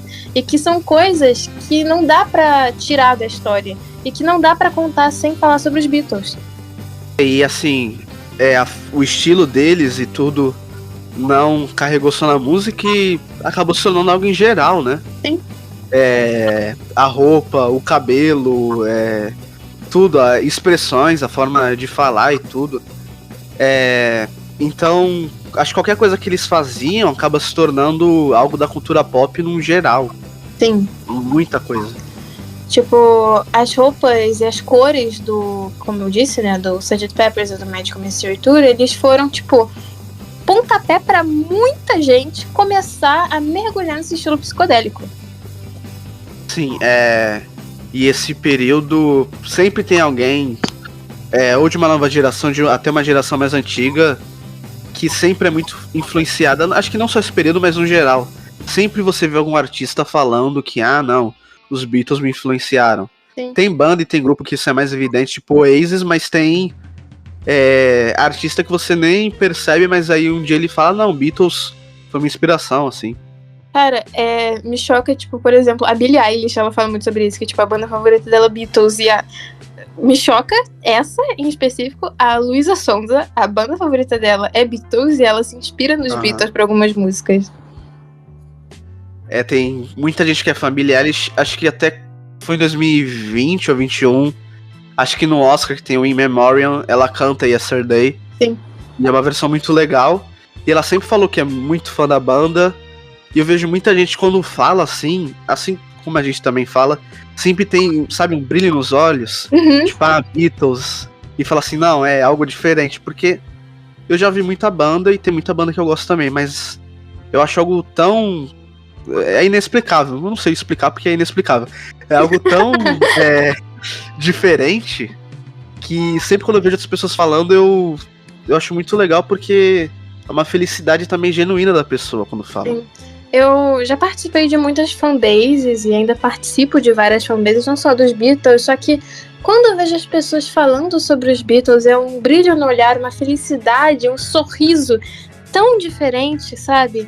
É uma alegria de você falar, tipo, cara, eu sou fã dos Beatles, entende? A banda mais importante não só da minha vida, mas pro mundo. Sim, assim, E é uma banda, assim, tão grande que acho que durante um momento ficou meio algo, que banda você gosta? Beatles. E tipo, tá, todo mundo... Legal. Todo mundo conhece. Tipo, uma resposta, tipo, qualquer. Mas assim, acho que ao longo dos anos, assim, e eu percebo mais agora, acaba se tornando até algo meio diferente, né? Porque não é todo mundo que gosta, não é algo que atinge todo mundo, inclusive pessoas mais jovens. Tipo, eu e você, eu acho que você tem 18, né? Isso. Eu também tenho 18, e às vezes eu tô num show e tal, e o pessoal fica tipo, quem é você? Por que você tá com essa idade aqui? Tipo, você é muito nova, e eu... então... Tem muita gente de várias idades, assim. Por exemplo, no show, assim, a gente já falou. Mas quando eu fui no show, tinha criança vendo. E não é porque a criança foi obrigada, porque o ingresso é caro. Então você não pode levar, assim, a pessoa e dane-se. Pois é. Então você tinha criança ali com a família e tudo. E todo mundo, assim, curtindo. Você tinha família que tinha, sei lá, um senhor de 70 anos, mas tinha o neto dele de 8. Então acaba atingindo muita gente. É impressionante. O Paul, ele colocou a geração inteira de uma família, sabe? Num estádio. Isso é tão incrível. Tipo, o avô, o pai e o filho estavam assistindo o show do Paul McCartney. Sempre atinge muita gente. E, assim, acho que não só músicas antigas, mas eu vejo também muita música recente, assim, que ele canta e acaba atingindo muita gente. Tem muita gente que é fã de músicas muito recentes e até no show eu percebia isso. Sim. Então sempre vai atingindo muitas pessoas. Tem muita gente que deve ter conhecido o Paul, ou... eu vou usar o exemplo do Paul porque ele ainda lança música recente.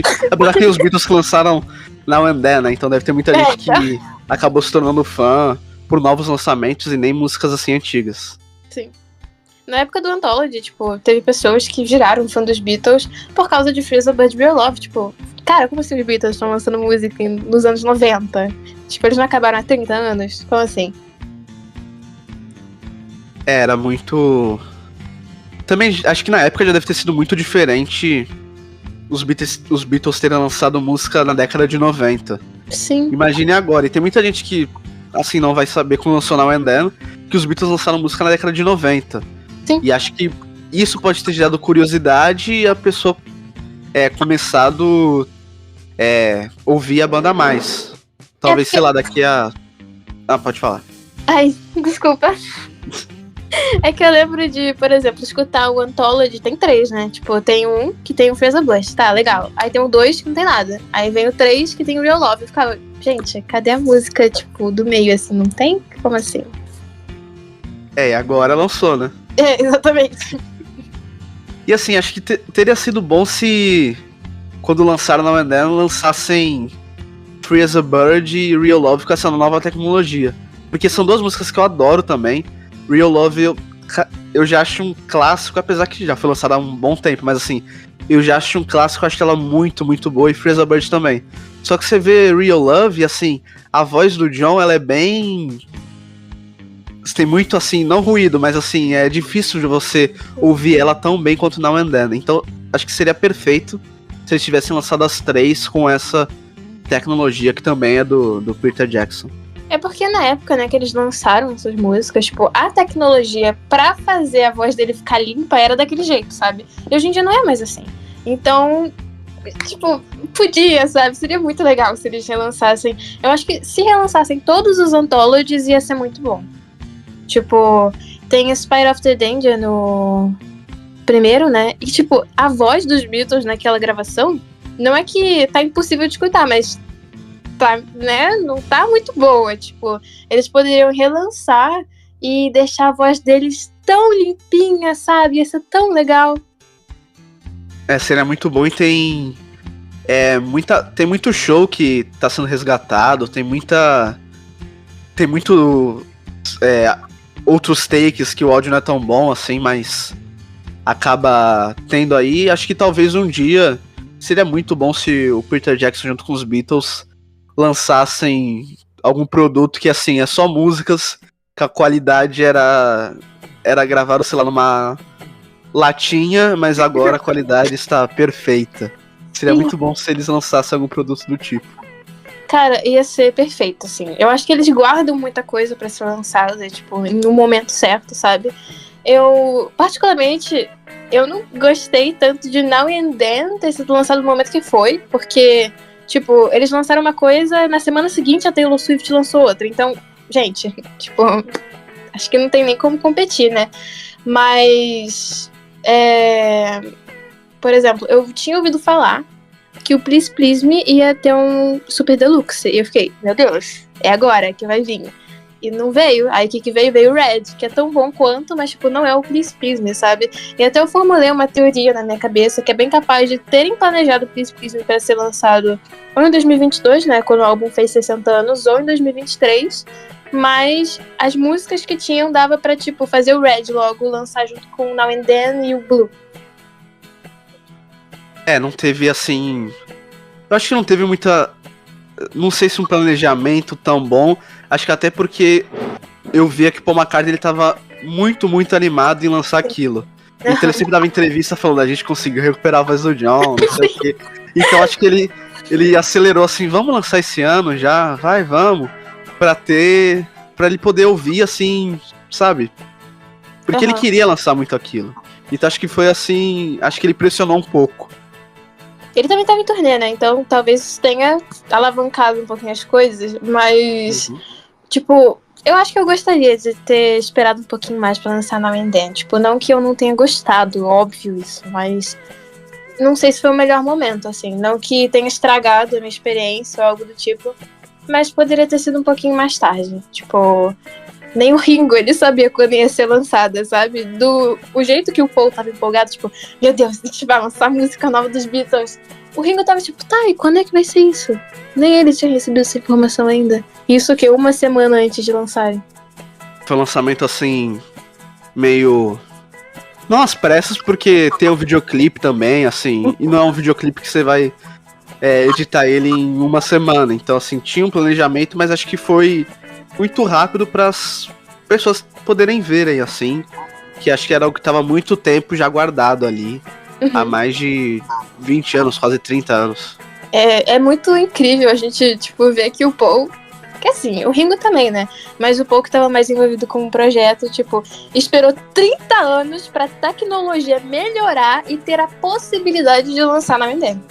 Assim, e o bom de Now and Then, porque muita gente fala da voz do John Lennon ter sido recuperada, a minha preocupação era também o George Harrison, porque ele tava ali na época, ele tocou em tudo, mas eu fiquei pensando, caramba, será que eles têm a gravação do George Harrison também? Porque faz tanto tempo e assim eles existiram tão rápido de Now and Then, porque eles viram que a qualidade não era boa ali na época, então minha preocupação era só a voz do John, porque assim, dava pra ser recuperada. A minha preocupação também era o George Harrison. Então, no fim, nem o George tocou guitarra, né? Foi o Paul tocando a guitarra no estilo do George. Mas acho que tudo nessa música foi bem especial, assim. Até certas partes da letra original do John, que eles tiraram, tipo, eu fiquei até meio mal, porque eu queria escutar, mas eu, escutando agora, eu vejo que tem um sentido, sabe? A música tava incompleta, Now and Then tava incompleta. Então meio que o Paul, ele fez uma colaboração ali com o John de novo e colocou letras que não tinha, por exemplo. E eles precisavam de um refrão que encaixasse bem. Então ele foi lá, mexeu uns pauzinhos e fez a música que a gente escuta hoje. E a versão original, ela é... Assim, acho que você já ouviu também. Ela não é tão diferente, mas ela é bem diferente. Eu percebo muito o estilo Paul McCartney em Now and Then. Assim, é bem estilo dele, assim, de deixar algo mais pop, talvez. Exatamente. E acabou ficando bem marcante, assim, porque eu ouvi assim, e quando eu ouvi a primeira vez, parecia que eu já tinha ouvido 10 vezes. Porque eu não sei a magia que tem os Beatles, quando você ouve uma música, parece que você já tinha ouvido antes. Eu sempre tenho essa sensação. E Now and Then era uma garantia que eu não teria escutado, né? E eu ouvi e parecia que eu já tinha escutado antes. Então, eu acho isso muito incrível também. Eu acho que é porque eles são tão marcantes no nosso imaginário, de tipo, tá, uma música dos Beatles, mas é óbvio que eu já escutei isso daqui. Eu sempre tenho essa sensação também. Eu achava que eu tava maluca, mas pelo visto eu não tô. Tem muito disso e... Eu acho que é uma forma, assim, que garante que já é um clássico. Mas, assim, Now and Then é meio inexplicável porque não tinha como eu ter ouvido antes. Eu não tinha nem ouvido a versão ali caseira do John Lennon direito. Eu tinha ouvido uma vez, eu acho. Acho que essa eu já tinha escutado algumas vezes, assim, tipo, essas gravaçõezinhas que o John tinha feito, a maioria eu já tinha escutado.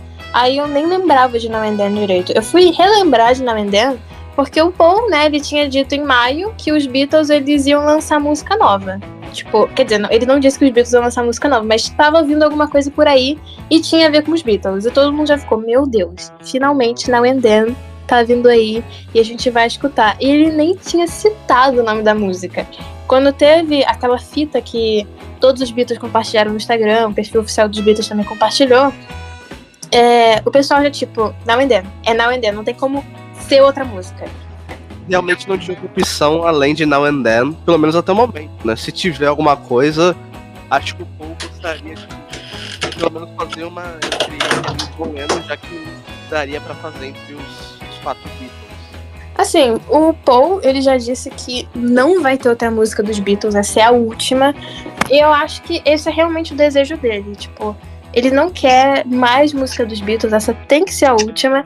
Só que eu tenho certeza que daqui a uns 30, 40 anos, quando, infelizmente, né, o Paul e o Ringo não estiverem mais aqui, algum cara, alguma pessoa vai pegar alguma música dos Beatles e, tipo, falar que não foi lançada, né? Falar, gente, nova música dos Beatles, sendo que eles não querem isso, sabe?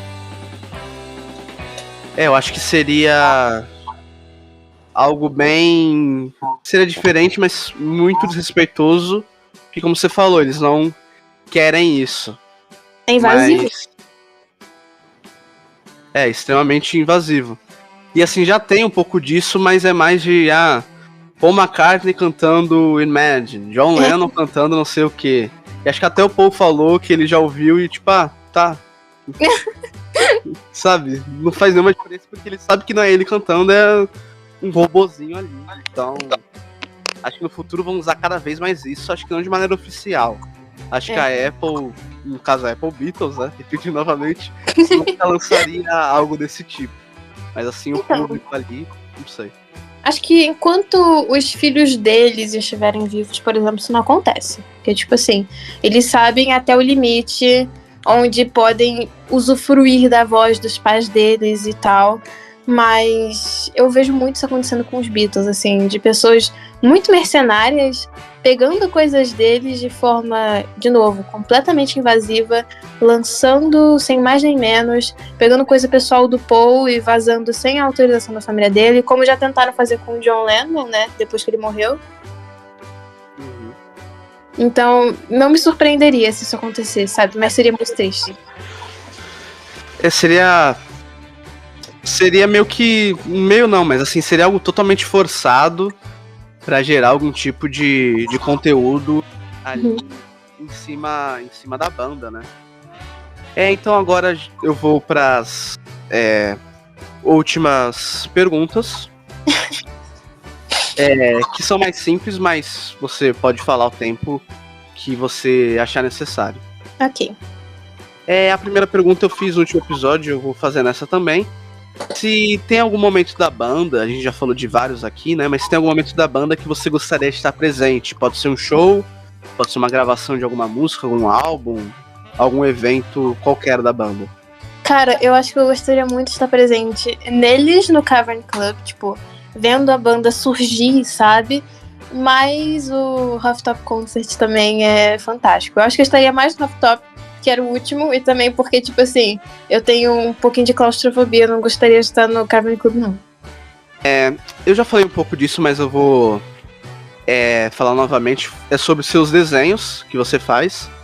E você faz muitos desenhos sobre a banda. Tem algum específico, não que você tenha gostado mais de fazer, mas que, ou não sei, ou demorou mais pra fazer, ou você talvez foi seu primeiro a fazer, não sei. Tem alguma curiosidade sobre os seus desenhos que você faz?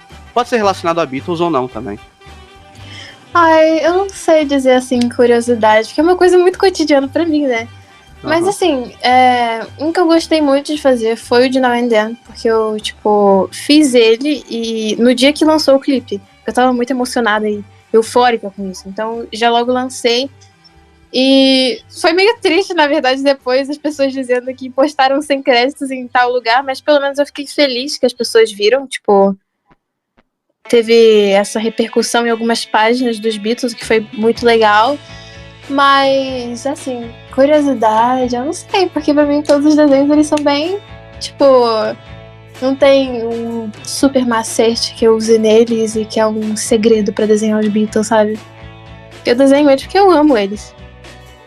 Eu vi esse desenho de Now and Then. É aquele que tá escrito Now and Then, I Miss You, aí tem o Paul Ringo, o John e o George, né? Sim.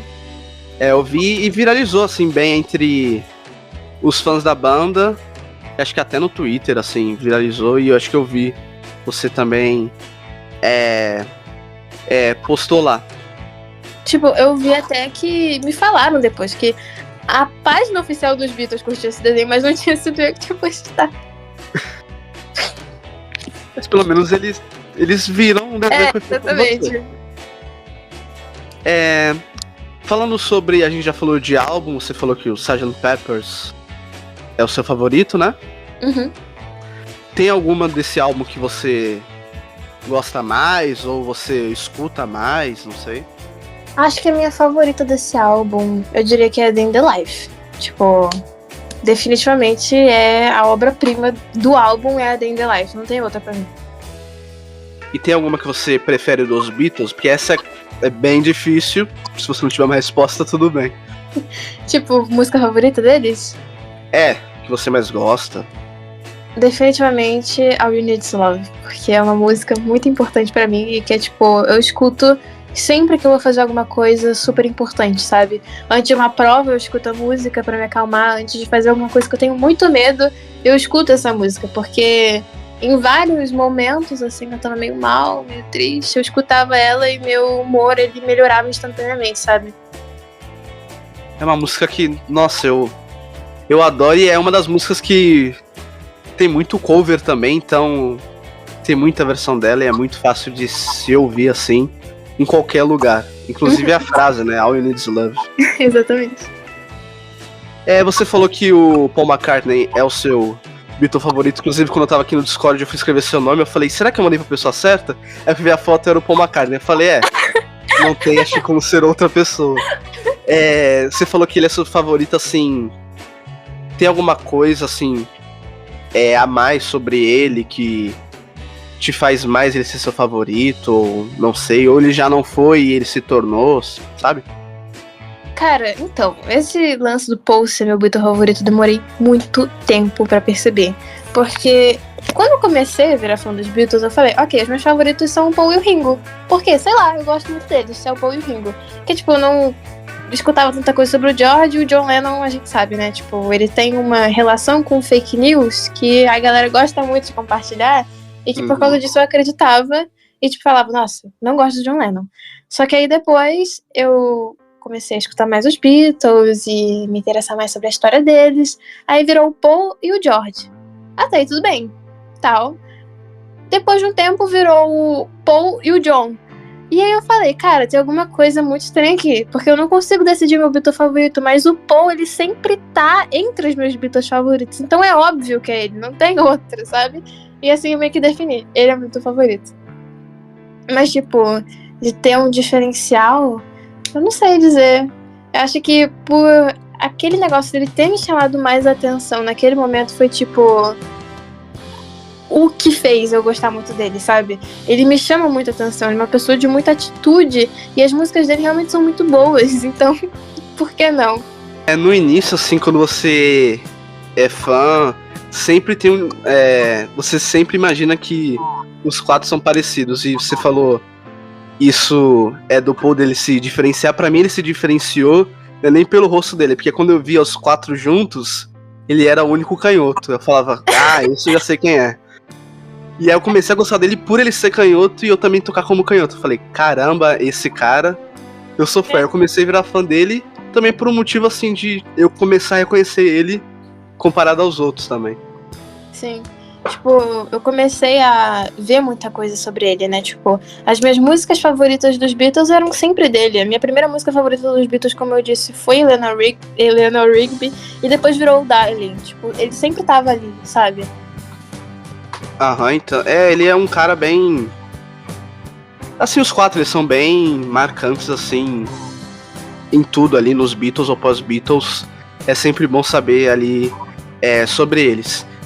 E a última, que no caso não é uma última pergunta, é mais É uma pergunta, mas é mais uma recomendação que você possa fazer. É uma recomendação sobre Beatles ou sobre música, pode ser um filme, livro, qualquer coisa relacionada aos Beatles ou alguma coisa que você gosta. Cara, assim, uma recomendação de coisa dos Beatles que eu acho fantástica, que é o meu livro favorito deles, aliás. Eu não li tantos assim, mas é o meu favorito, que é O Paz e Amor e Sgt. Peppers. É o meu livro favorito dos Beatles. Eu acho ele muito fofo, assim, porque... Fofa, Beatles, fofura, mas é porque ele foi escrito pelo George Martin, que... como a gente já disse aqui, é um monstro que estava por trás dos Beatles, e que ele trata os Beatles como realmente como se fossem filhos deles, e é uma coisa tão carinhosa, sabe, que é muito gostoso de ler. É excelente recomendação, realmente é um livro bom pra você ali saber sobre a banda e tem muita curiosidade legal, já que foi o George Martin ali que fez. Fora páginas, como por exemplo do Beatle BR da Mari, tipo, eu amo a pesquisa que ela faz, sabe? Tipo, a gente conversa às vezes e ela fica vendo tanta coisa e ela acompanha tão bem e ela é tão real, sabe? Muitas páginas dos Beatles acabam sendo super sensacionalistas em algumas coisas e que não acontece nessa, entende? Aham. Então aí, boa recomendação, você também falou da Mari, que é uma boa recomendação ali sobre ela, e talvez ela esteja no próximo episódio, se tudo der certo, como está se encaminhando. Ai, que bom! Então, é isso. Esse foi mais um episódio do Across the Podcast. Muito obrigado, Yang, por ter aceitado estar aqui, já que ainda está no início e tudo. Obrigado por ter confiado no projeto, né, no podcast. E pode se despedir, falar o que você queira falar. Enfim, muito obrigada por ter me chamado, primeiramente, porque eu nunca imaginei, ser chamado para um podcast. Então isso foi muito, assim, do nada, de repente, foi uma surpresa muito boa para mim. Enfim, foi muito legal a conversa que a gente teve aqui, de verdade. Eu não achei que eu ia não ser tão travada assim e conseguir falar com você. Foi muito bom. Novamente, muito obrigado por ter aceitado. Eu vou deixar as suas redes sociais, que você quiser, na descrição, quem está vendo no YouTube. Quem está vendo no Spotify não tem como deixar, mas vá no YouTube se quiser ver. Vai estar ali as informações sobre a Yang. Então é isso, muito obrigado a quem escutou até aqui. Até o próximo episódio na semana que vem. Muito obrigado e até a próxima. Tchau!